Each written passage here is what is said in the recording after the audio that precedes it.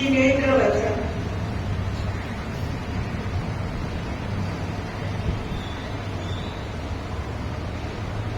जिनेंद्र वचन ही हमें भव से पार लगाएंगे।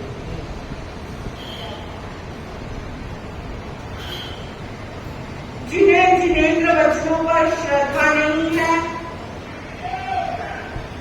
जिन वाणी पर श्रद्धा नहीं है, प्रभु के वचनों पर श्रद्धा नहीं है, उनका जीवन में कभी भी कल्याण नहीं हो सकता।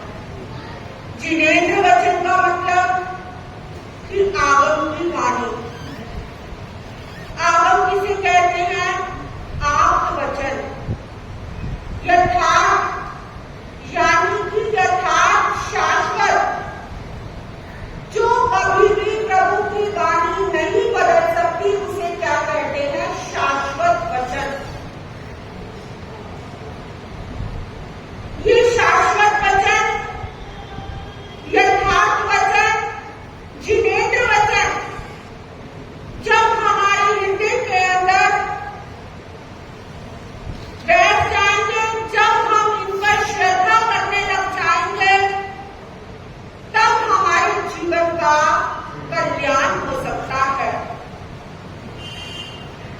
लेकिन हमें सबसे पहले जिनेंद्र वचनों पर श्रद्धा ही नहीं है, जिनेंद्र वचन ही नहीं सुनते। हम आगम पढ़ते हैं, कभी आंखों को खोलकर देखा, स्थानों के अंदर इतने आगम रहते हैं, इतने शास्त्र रहते हैं, कभी हम उन्हें खोलकर भी नहीं देखते। जो प्रवचन के अंदर सुन लिया, वो भी यहीं पर छोड़कर क्या हो जाते हो? चले जाते हो। वो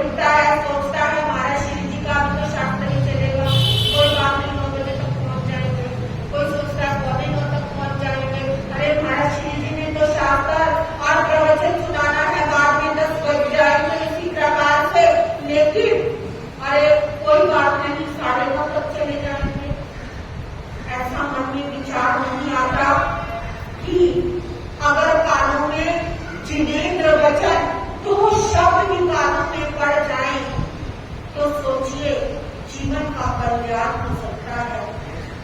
अरे वो रोगी चोर,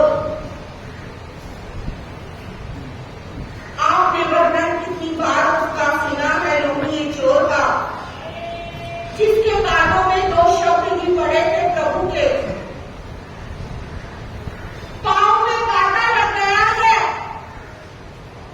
माँ बाप ने कहा कि संतों की वाणी को श्रवण नहीं करना। पांव में कांटा लग गया है, भाग रहा है, और उधर से प्रभु महावीर की देशना चल रही है, और कानों के अंदर क्या करती है, उंगलियां दे दी है कि प्रभु के वचन मेरे कानों में ना पड़े। और इधर पांव में कांटा लग गया है, दर्द हो रहा है, पीड़ा हो रही है, लेकिन मन के अंदर क्या सोच रहा है, अगर कानों में से उंगलियां निकालूंगा तो प्रभु की वाणी कानों में बढ़ जाएगी, क्योंकि माता पिता ने कहा है जिन वचन श्रवण नहीं करते। और अगर निकालता हूं और अगर नहीं निकालता तो पांव में जो मेरे कांटा लग गया है उससे मेरे से चला नहीं जा रहा है। अभय कुमार के संरक्षक, अभय कुमार के सैनिक मेरे पीछे लगे हुए हैं मुझे पकड़ने के लिए, लेकिन मैं क्या करूं। और देखिए जब वो पांव से कांटा निकालता है तो दो ही शब्द उसके कानों में पड़ते हैं, और उसी से क्या हो जाता है, उसी से उसके जीवन का कल्याण हो जाता है। कहते हैं दो शब्द भी कानों में पड़ने मुश्किल है। इधर उधर की बातें पता नहीं हम कितनी सुनते हैं, सुबह से लेकर रात्रि तक अच्छी बातें भी सुनते हैं, बुरी बातें भी सुनते हैं, निंदा भी करते हैं, बुराई भी करते हैं, और सामने वाले की अच्छाई भी करते हैं। पता नहीं कैसा मौका मिलता है और हम इन्हीं कार्य के अंदर लगे रहते हैं, लेकिन कभी ये नहीं सोचा कि दो शब्द प्रभु के भी कानों में पड़ जाए। हमारे जीवन के अंदर भी जिनेंद्र वचन अगर हमारे जीवन के अंदर आ गए हैं तो हमारे जीवन का क्या हो जाएगा, कल्याण हो जाएगा, हमें भी सही दिशा मिल जाएगी। बार बार साधु साधियां आपको पुकार पुकार कर यही कह रहे हैं कि जिनेंद्र वचन पर श्रद्धा करो। सुई का अर्थ है सुनना, कि जब प्रभु ने 4 अंक फरमाए हैं कि सबसे पहला मानव का चोला मिलना अति दुर्लभ है, और दूसरा सुई का अर्थ है सुनना, कि प्रभु ने भी कहा है कि सुनना अति दुर्लभ है। अरे इधर उधर की बातें नहीं, प्रभु की वाणी को सुनना अति दुर्लभ है, और फिर उसको सुनकर उस पर श्रद्धा करना दुर्लभ है, और श्रद्धा करके फिर उस पर आचरण करना अति दुर्लभ है। आपने कितने प्रवचन सुने, कितने ही प्रभु की वाणी को श्रवण किया, लेकिन अभी तक हमारे कार्य की सिद्धि नहीं हुई है। और देखिए जो प्रभु के चरणों में जाता था, प्रभु की वाणी को सुनकर, एक बार प्रभु की वाणी को सुनकर जीवन का अपने कल्याण कर लेता था। लेकिन हमारे जीवन के अंदर ऐसा क्यों नहीं है, क्योंकि हमें जिन वचनों पर श्रद्धा नहीं है, जिनेंद्र वचनों पर श्रद्धा नहीं है। जब तक जिनेंद्र वचनों पर हमें श्रद्धा नहीं होगी, हम इधर उधर भटक रहे हैं। हमने दो नाव में पांव रख लिया है। हम सोच रहे हैं हम इधर भी चले जाएं हमारे जीवन का कल्याण हो जाएगा, और इधर भी चले जाएं हमारे जीवन का कल्याण हो जाएगा। अरे अपना धर्म तो कर ही रहे हैं, अगर दूसरी जगह भी चले गए तो जाएगा।